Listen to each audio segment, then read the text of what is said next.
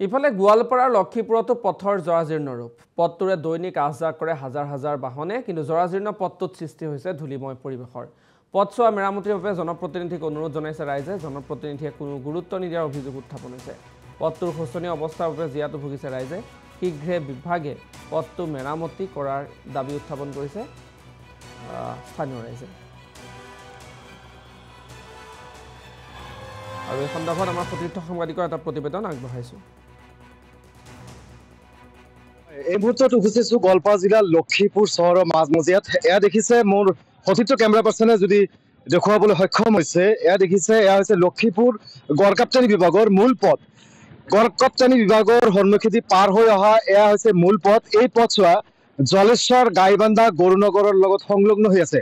আৰু পথছোৱাৰ অৱস্থা চালে আপোনালোকে অনুমান কৰিব পাৰিব যে এয়া হৈছে পথৰ অৱস্থা। আচলতে চৰকাৰখনে সদায় ঢোল বজাই থাকে যে উন্নয়নৰ যি আচলতে ঢাক ঢোল বজাই থাকে, এয়া হৈছে উন্নয়নৰ জিয়া প্ৰতিচ্ছবি।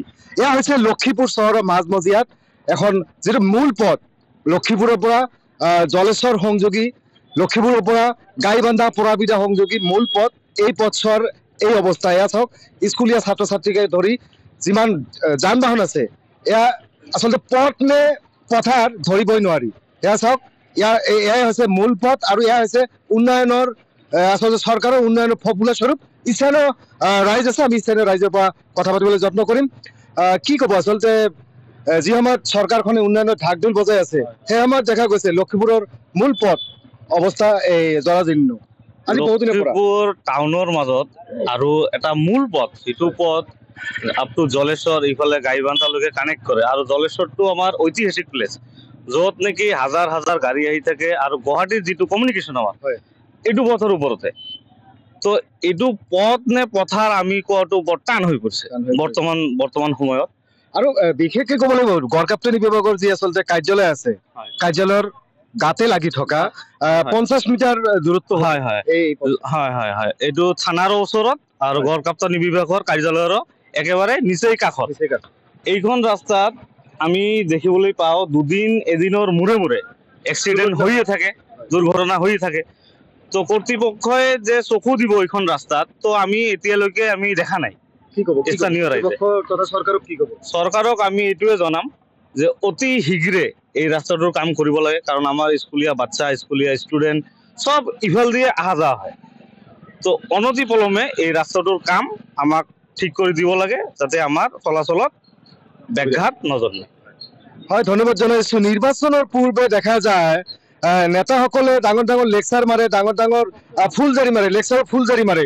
কিন্তু নিৰ্বাচন পাৰ হৈ যোৱাৰ পিছত দেখা যায় আচলতে সকলোবোৰ প্ৰতিশ্ৰুতি বা যিবোৰ আচলতে কথা কৈ যায় সেইবোৰ এনে থাকি যায়।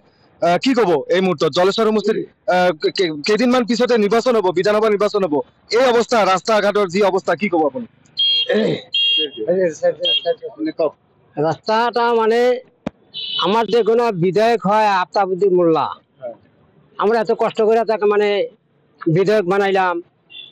15 বছর পানি ডুব দেওয়া ছিল, ডুব দেওয়া থাকাতে তো আমরা মনে করতাম মোল্লা ভালোই হবো, মোল্লা ভোট গুনা দিলাম। তার বাদেও রকিবুলে ভোট দিলাম, আমি মোল্লাও নাই রকিবুলও নাই।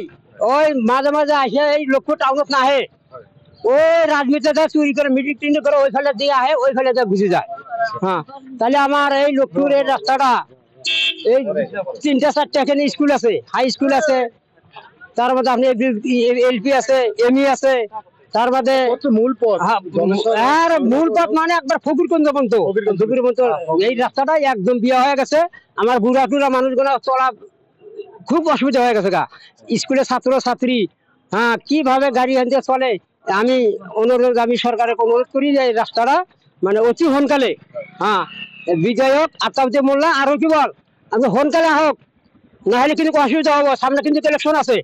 আপনারা একটা ডুব দেওয়া রয়েছে নাকি? খালি গুয়াহাটি ফোন করলি কাল আমি গুয়াহাটি, ফোন করলি কাল আমি শিলং, ফোন করলি কাল আমি দিল্লি। অন্য মাসে তোমাকে ভোট দিচ্ছি নাকি? আমরা জলেশ্বরের মানুষ, আমরা জলেশ্বরের মানুষের তোমাকে আমরা বিধায়ক বানাইছি, তোমাকে এমপি বানাইছি রকি বলে। আর তোমরা আমাকে পাত্তা খবর নাই।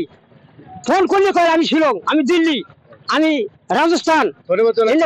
ধন্যবাদ জানাইছো। এয়া আছিল আচলতে জলেশ্বৰ সমষ্টিৰ সাধাৰণ মানুহ, যি সাধাৰণ মানুহে আচলতে